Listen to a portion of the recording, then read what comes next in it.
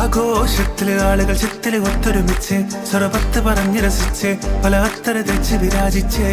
ഏനാന്തത്തിലെ കുട്ടികൾ ചുറ്റിലും മുത്തിമറിഞ്ഞ് നടുപന്തലിലോടി നടന്ന് ചിലർ കൊന്നലകും മുന്നേ